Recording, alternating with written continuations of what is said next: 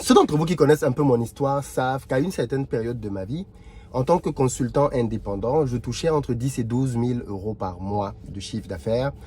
Et j'ai dû abandonner ce boulot-là, arrêter ce travail-là pour me consacrer entièrement à mes entreprises. Et c'est vrai que ça peut paraître surprenant. Comment quelqu'un décide de cracher sur 12 000 euros par mois? Comment est-ce possible? Eh bien, en réalité, parce que c'est un système qui ne pouvait pas m'enrichir.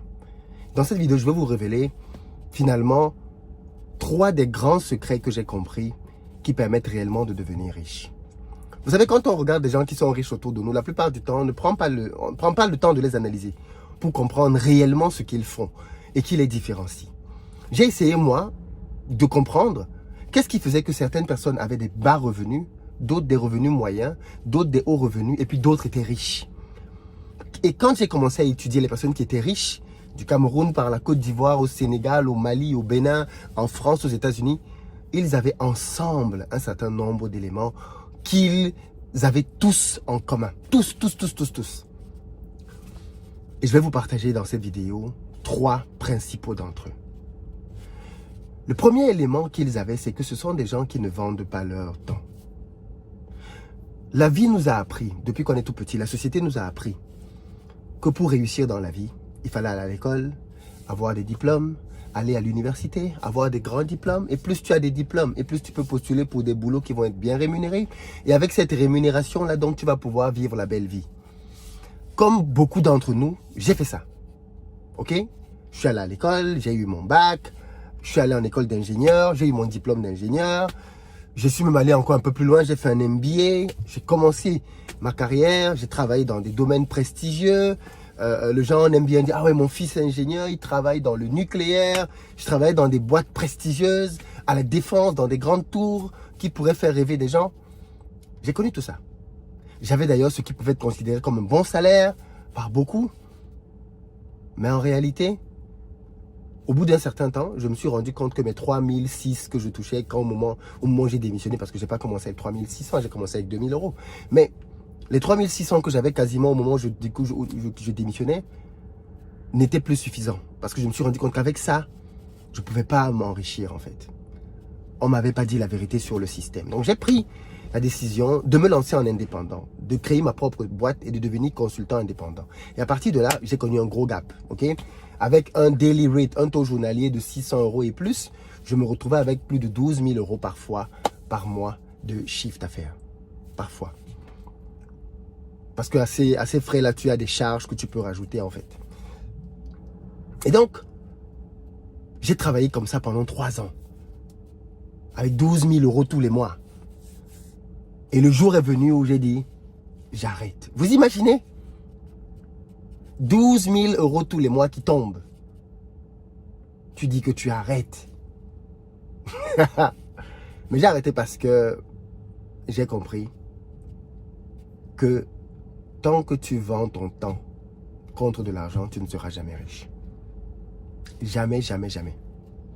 Parce que le propre du fait de vendre son temps contre de l'argent te met tout de suite face à une limite très importante. C'est qu'une journée n'a que 24 heures. Tu ne peux donc pas travailler plus de 24 heures. Tu as un taux journalier par jour de travail. Le mois n'a que 30 jours et 22 jours ouvrables, entre 20 et 22 jours ouvrables en fonction des mois et du nombre de week-ends que tu as dans le mois. Tu ne peux donc pas t'enrichir avec un système comme ça. Or, beaucoup d'entre nous allons à l'école, allons dans les entreprises en espérant que miraculeusement un jour ils vont devenir riches en étant dans ces entreprises. Vous vous trompez lourdement, royalement. Vous n'allez jamais devenir riche en travaillant dans une entreprise. Jamais, au grand jamais. J'ai déjà fait beaucoup de vidéos pour expliquer ça. Mais quand tu es dans une entreprise, tu échanges ton temps contre un salaire. Et même si tu as des journées où tu travailles en journée et le soir, ça ne peut pas te permettre de devenir riche. Jamais. Même quand vous entendez que des salariés aux États-Unis gagnent énormément d'argent, ce n'est pas souvent leur salaire. Ce sont leurs bonus et c'est le fait qu'ils ont des actions dans l'entreprise. Par exemple, chez Facebook, beaucoup de salariés ont des actions, notamment les salariés qui étaient là au début. Mark Zuckerberg leur avait donné des parts dans le business pour qu'ils puissent venir bosser pour une petite boîte comme celle-là. Et aujourd'hui, ce sont tous des salariés millionnaires.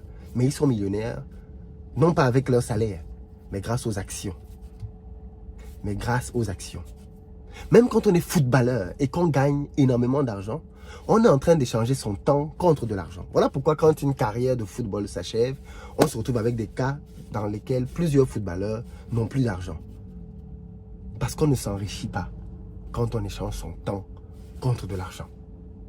Ça, c'est la première chose que j'ai compris. Les riches ne font pas ça. Les riches n'échangent jamais leur temps contre de l'argent. Jamais. Jamais, jamais, jamais. Et je pense que vous ne devez vous aussi jamais faire ça. La deuxième chose que j'ai apprise, c'est que les riches font travailler les gens pour eux. Les riches font travailler les gens pour eux. J'ai écouté une interview un jour là où un multimillionnaire disait que quand tu travailles tout seul, tu peux aller peut-être jusqu'à 1 million, 2 millions d'euros. Mais personne ne peut faire 10 millions d'euros seul. Impossible. Pour franchir certains paliers, tu dois avoir des gens avec qui tu travailles. Et tous les riches que je connais ont beaucoup d'équipes. Certains ont 300 personnes qui travaillent pour elles, 500 personnes, 1000 personnes. Oui, plus de 1000 personnes, 2000, 3000 personnes qui travaillent pour elles. Pourquoi?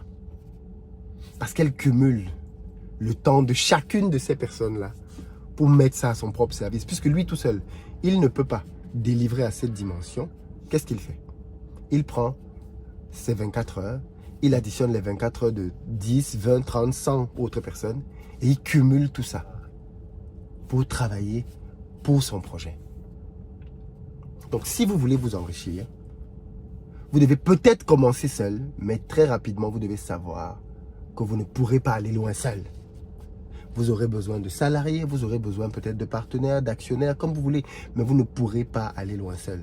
Les riches font travailler les gens pour eux. Ce n'est pas négatif, ce n'est pas péjoratif de dire ça, mais c'est ce que j'ai constaté. Je vais vous expliquer ça simplement. Prenons par exemple le cas de la chaîne YouTube. Quand j'ai commencé la chaîne YouTube, je faisais 1 à 2 vidéos par semaine. Aujourd'hui, j'en fais 1 par jour. Mais à l'époque, quand je faisais 1 à 2 vidéos par semaine, c'est parce que réaliser une vidéo me prenait 4 à 6 heures de temps. Le temps de chercher l'idée, le temps d'écrire l'idée, le temps de poser le matériel pour ensuite tourner, recommencer quand je ne suis pas satisfait. Ensuite, derrière, et c'est là la partie la plus longue, faire le montage, avoir le rendu et poster. Et derrière, suivre, faire les commentaires. Quand tu fais tout ça tout seul, tu es forcément limité dans ta capacité de production. En grandissant dans mon business, j'ai commencé à recruter. D'abord un monteur qui allait se charger de gérer la post-production. Ensuite, j'ai pris un deuxième monteur pour pouvoir tourner plus de vidéos. Ensuite, j'ai pris un graphiste pour pouvoir faire davantage de miniatures. Ensuite, je suis allé jusqu'à prendre des personnes qui allaient m'aider à pouvoir faire des sujets de vidéos. Et la prochaine étape, c'est de trouver des gens qui vont pouvoir, par exemple, faire du contenu sur la chaîne directement. Est-ce que vous savez qu'il y a des gens qui sont multimillionnaires grâce à YouTube et Facebook? Ce qu'ils ont fait simplement, c'est qu'ils ont créé des chaînes avec des équipes. On ne les voit jamais devant la caméra. L'une des plus connues, c'est le Lama Fachi, en France. Voilà quelqu'un qui a des millions de vues qu'on ne connaît pas. Mais la chaîne qu'il fait en français, réfléchissez-y. Qu'est-ce qui l'empêche de la dupliquer en russe, en japonais, en turc, dans tous les autres pays dans le monde qu'il veut, avec le même contenu? Rien du tout. Et voilà comment les gens s'enrichissent. Ils créent donc une équipe qui va pouvoir créer du contenu, le même contenu dans plusieurs langues, et le diffuser dans plusieurs pays grâce à la même plateforme YouTube. Juste, il a besoin de gens qui traduisent. Rien que ça. Et il va gagner 10 fois, 20 fois ce qu'une chaîne comme la mienne va gagner. Parce qu'il a joué sur l'effet de l'équipe et du scaling. Ça me permet de vous donner un conseil aussi. Les business des personnes qui s'enrichissent beaucoup, ce sont les business scalables. C'est-à-dire ce sont des business qu'on peut amener rapidement très loin. Je ne connais pas quelqu'un qui a un petit business d'artisan au coin de la rue qui est multimillionnaire grâce à son business d'artisan au coin de la rue. Je connais personne. Les personnes qui sont très riches, ce sont des personnes qui ont créé Carrefour, Starbucks, McDo, KFC, parce que ce sont des business qu'on peut dupliquer partout. Tu as des McDo partout, tu as des Carrefour à peu près partout, et ainsi de suite. Parce qu'ils ont créé un business dans lequel on n'a pas besoin de les connaître, mais qui peut se dupliquer partout. Et voilà donc ce que les multimilliardaires font. Et ils ne changent pas leur temps contre de l'argent. Et puis deuxième élément, très très important, ils font travailler les gens pour eux. Et puis le troisième élément que je vois chez les riches, c'est l'usage de la technologie. Beaucoup de personnes veulent faire des business de manière un peu archaïque. Or, les personnes très riches utilisent beaucoup la technologie. Parce qu'ils ont compris qu'avec la technologie, on peut aller tellement plus vite, tellement plus loin. Ce que l'être humain passe du temps à faire et à galérer peut être tellement simplifié si on utilise une application, par exemple. Et ça, aujourd'hui, avec la technologie qui existe, vous pouvez vous aussi, à votre niveau, mettre de la technologie dans votre business. Voilà pourquoi il est toujours conseillé, quand on veut lancer un business, de voir quelle part la technologie peut prendre. Parce que la technologie est un élément compétitif. On a la technologie maintenant dans tout. Dans l'agriculture, on a des drones. On a tellement de choses de technologie qu'on gagnerait à les inclure dans le business pour en tirer le maximum d'avantages. Voilà 3 choses que les riches font. 3 que les pauvres ignorent et qui peuvent faire une vraie différence. Dites-moi ce que vous en pensez dans les commentaires et ce que ça vous inspire. À très bientôt.